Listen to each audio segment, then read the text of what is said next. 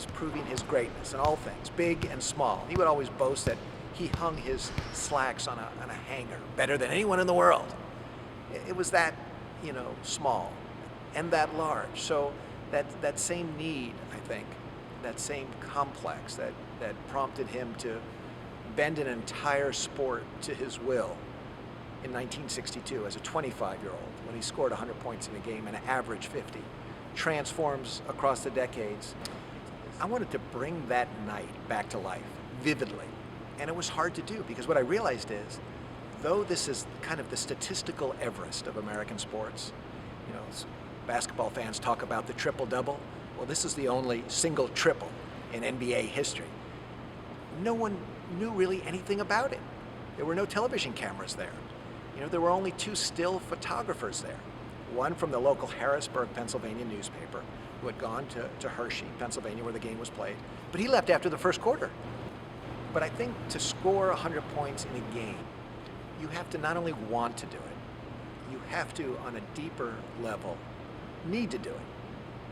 And as I say, Wilt was 7'1", 260 pounds. He had a Goliath-sized skill set, but he also had a Goliath-sized ego. And a publicist at that time comes up with this brilliant idea. He takes a piece of paper out and he writes 100 on it. He said, "Wilt, hold this." So there's Wilt holding up the piece of paper. And it's become the enduring, iconic image of that game, of that night. That's what people think of. The trick in narrative nonfiction is to bring a moment to life on the page so that the reader can experience it on the page as the participants did in real time. I conducted more than 250 interviews over a 2.5-year period, including with 15 players from that game and 41 other people who were there, including club officials, one of the referees, the broadcaster. Everybody had a piece of this puzzle that I was trying to put together. So this piece of wood right here, if you can imagine, was part of the floor of that game. During my research in Hershey, Pennsylvania, someone told me, the floor they played on is over there at the campgrounds.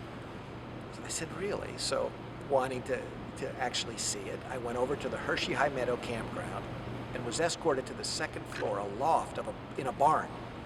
And there was the entire floor from Wilt's 100-point game. It was a kind of a click-together, tongue-and-groove kind of floor that dated to 1936, and it was originally used for roller skating. And so it looked like it had been put together by a dyslexic carpenter.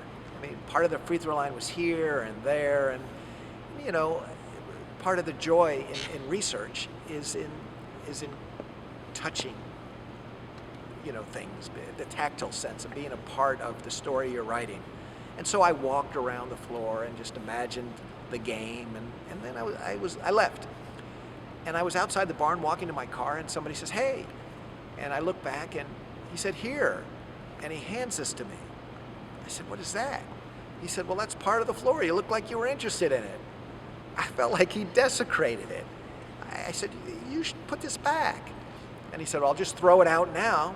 And I thought, well, okay.